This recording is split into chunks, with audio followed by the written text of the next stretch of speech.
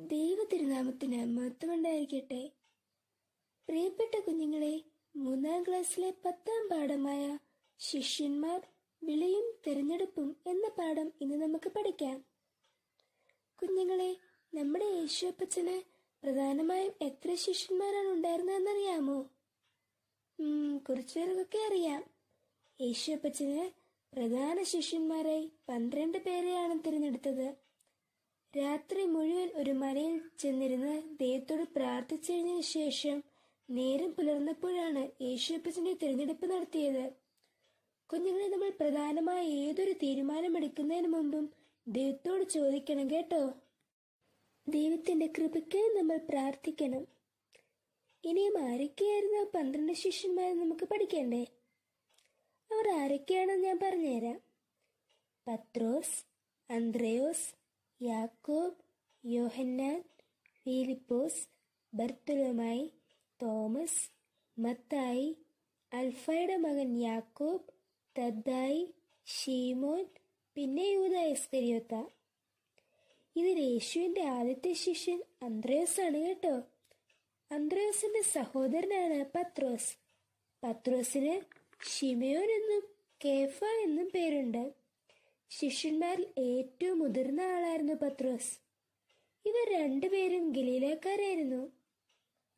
ഇനിയും സഹോദരന്മാരായ മറ്റ് 2 പേരും കൂടി യേശുവിന്റെ ശിഷ്യന്മാരുടെ കൂട്ടത്തിലുണ്ടായിരുന്നു. അവർ ആരൊക്കെയാണെന്നറിയാമോ? യാക്കോബും യോഹന്നാനും. ഇവരുടെ പിതാവിന്റെ പേര് സെബദി എന്നായതുകൊണ്ട് ഇവർ സെബദി പുത്രന്മാർ എന്നും അറിയപ്പെടുന്നു. ആദ്യ നാളുകളിൽ കുറച്ച് എടുത്തുചാട്ടക്കാരായിരുന്നതുകൊണ്ട് യേശു അവരെ ബോനേർഗസ് എന്ന് വിളിച്ചിരുന്നു. ബോനേർഗസ് എന്നാൽ ഇടിമക്കൾ എന്നാണ് അർത്ഥം. യേശുവിന്റെ ശിഷ്യന്മാരിൽ ഏറ്റവും പ്രായം കുറഞ്ഞയാൾ യോഹന്നാനാണ്. യേശുവിന്റെ ഏറ്റവും പ്രിയപ്പെട്ട ശിഷ്യൻ എന്നറിയപ്പെടുന്നതും യോഹന്നാൻ തന്നെയാണ്. ഇവർ 2 പേരും ഗലീലയിലെ ബെത്സയിദക്കാരായിരുന്നു. നമ്മൾ ഇതുവരെ പഠിച്ച 4 പേരും, അതായത് പത്രോസ്, അന്ത്രയോസ്, യാക്കോബ്, യോഹന്നാൻ, ഇവർ മുക്കുവരായിരുന്നു. മുക്കുവർ എന്ന് വെച്ചാൽ മീൻപിടുത്തക്കാരായിരുന്നു. യേശുവിന്റെ ശിഷ്യന്മാരിൽ ഒരുവനായ മത്തായി കഫർനഹൂമിൽ ചുങ്കം പിരിക്കുന്നവനായിരുന്നു. ഒരു ചുങ്കക്കാരനായിരുന്നു. ചുങ്കക്കാരൻ എന്നാൽ ടാക്സ് കളക്ടർ. ഈ മത്തായിക്ക് ലേവി എന്നും പേരുണ്ട്. യേശുവിന്റെ മറ്റൊരു ശിഷ്യനാണ് തോമസ്. തോമസിന് ഇരട്ട എന്നർത്ഥമുള്ള ദിദിമോസ് എന്നും പേരുണ്ട്. ഭാരതത്തിൽ അല്ലെങ്കിൽ ഇന്ത്യയിൽ വന്ന് ക്രിസ്തുമതം സ്ഥാപിച്ചത് തോമസ് ആണ്. ഇന്ത്യയുടെ കാവൽ പിതാവാണ് മാർ തോമസ് ലീഹ. യേശുവിന്റെ മറ്റൊരു ശിഷ്യനായ ശീമോൻ എരിവുകാരനായ ശീമോൻ എന്നും അറിയപ്പെടുന്നു. കാരണം ശിഷ്യനാകുന്നതിന് മുമ്പ് അദ്ദേഹം ഒരു വിപ്ലവകാരിയായിരുന്നു. യേശുവിന്റെ ശിഷ്യന്മാരിൽ പണ്ഡിതനായി കണക്കാക്കിയിരുന്ന ആളാണ് തദ്ദായി എന്ന് വിളിക്കപ്പെടുന്ന യൂദ. യേശുവിനെ ഒറ്റിക്കൊടുത്ത ശിഷ്യനാണ് ഇസ്കരിയോത്ത യൂദ.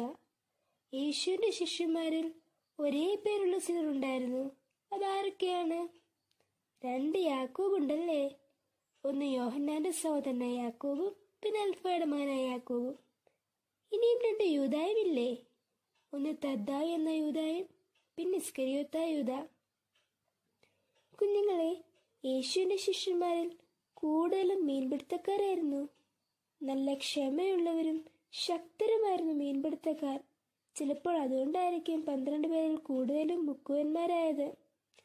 സമൂഹത്തിൽ വിവിധ തൊഴിലുകളിൽ ഏർപ്പെട്ടിരുന്നവരെ യേശു തിരഞ്ഞെടുത്ത് തന്റെ ശിഷ്യരാക്കി. യേശു അവർക്ക് പല അധികാരങ്ങളും നൽകി. യേശു തന്റെ ശിഷ്യന്മാരെ വിളിച്ചപ്പോൾ എന്നെ അനുഗമിക്കുക, ഫോളോ മീ എന്നാണ് പറഞ്ഞത്. എന്ന് വെച്ചാൽ പിന്നാലെ നടക്കുക എന്ന് മാത്രമല്ല, യേശുവിന്റെ മാതൃകയെ പിന്തുടരുക എന്നുകൂടിയാണ് അർത്ഥം. യേശുവിന്റെ ശിഷ്യരാകുന്നതിന് മുമ്പുണ്ടായിരുന്ന ജീവിതത്തിൽ നിന്നും തികച്ചും വ്യത്യസ്തമായിരുന്നു യേശുവിന്റെ ശിഷ്യന്മാരായതിനു ശേഷമുള്ളവരുടെ ജീവിതം. അവരിൽ യേശുവിനെ ഒറ്റിക്കൊടുത്ത യൂദ ഒഴികെ ബാക്കി എല്ലാവരും ക്രിസ്തുവിന്റെ സുവിശേഷം ലോകമെങ്ങും പ്രഘോഷിച്ചു. യേശുവിന്റെ ശിഷ്യന്മാരിൽ സ്വാഭാവിക മരണം പ്രാപിച്ചത് യോഹന്നാൻ മാത്രമാണ്. ബാക്കിയുള്ളവരിൽ തൂങ്ങിമരിച്ച ഒറ്റുകാരനായ യൂദ ഒഴികെ ബാക്കി എല്ലാവരും രക്തസാക്ഷികളായി ഭാഗ്യമരണം പ്രാപിച്ചു. യേശുവിന്റെ ശിഷ്യന്മാരിൽ ആദ്യം രക്തസാക്ഷിയായത് യാക്കോബ് സ്ലീഹയാണ്. കുഞ്ഞുങ്ങളെ, നമ്മളും തിരഞ്ഞെടുക്കപ്പെട്ടവരാണ്. നമ്മളും യേശുപ്പച്ചൻ പഠിപ്പിച്ച, യേശുപ്പച്ചൻ കാണിച്ചു തന്ന മാതൃക അനുസരിച്ച് ജീവിക്കണം. ദൈവഹിതം തിരിച്ചറിഞ്ഞ് ജീവിക്കണം. കുഞ്ഞുങ്ങളെ, ഇനിയും നമുക്കൊരു വാക്യം പഠിക്കാം. വിശുദ്ധ മർക്കോസ് എഴുതിയ സുവിശേഷം 8-ാം അധ്യായം 34-ാം വാക്യം. വിശുദ്ധ മർക്കോസ് എഴുതിയ സുവിശേഷം 8-ാം അധ്യായം 34-ാം വാക്യം. ഒരുവൻ എന്നെ അനുഗമിക്കാൻ ഇച്ഛിച്ചാൽ അവൻ തന്നെത്താൻ ത്യജിച്ച് തന്റെ ക്രൂശ് എടുത്തുകൊണ്ട് എന്നെ അനുഗമിക്കട്ടെ. ഒരുവൻ എന്നെ അനുഗമിക്കാൻ ഇച്ഛിച്ചാൽ അവൻ തന്നെത്താൻ ത്യജിച്ച് തന്റെ ക്രൂശ് എടുത്തുകൊണ്ട് എന്നെ അനുഗമിക്കട്ടെ. കുഞ്ഞുങ്ങളെ, ഇന്ന് നമ്മൾ യേശുവിന്റെ ശിഷ്യന്മാരെ പറ്റി പഠിച്ചു അല്ലേ? ഇനി ശിഷ്യന്മാരെല്ലാവരുടെയും പേര് നിങ്ങളൊന്ന് പറയാമോ? എല്ലാം കൂടി പറയാൻ കുറച്ച് പ്രയാസമാണല്ലേ?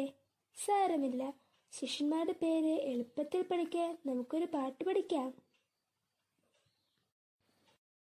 പ്രാതാക്കൾ പത്രോസ്, അന്ത്രയോസും യാക്കോബും യോഹന്നാനും ഫിലിപ്പോസ്, ബർത്തലോമായി, മത്തായി, നമ്മുടെ താതൻ മർത്തോമാ, വൈരാഗ്യക്കാരൻ ശീമോൻ, അൽഫായി തനയൻ യാക്കോബും, യാക്കോബിൻ ഭ്രാതാവാകും യൂദാ, മത്യാസും ചേർന്ന 12 അപ്പോസ്തലന്മാർ. ഈ പാട്ട് നിങ്ങൾ എല്ലാവരും പഠിക്കണം കേട്ടോ. ദൈവഹിതം തിരിച്ചറിഞ്ഞ് ജീവിക്കുവാൻ, യേശുവിൻ്റെ ഒരു ശിഷ്യയായി ജീവിക്കുവാൻ ദൈവം നമുക്കെല്ലാവർക്കും കൃപ നൽകട്ടെ. ദൈവം അനുഗ്രഹിക്കട്ടെ.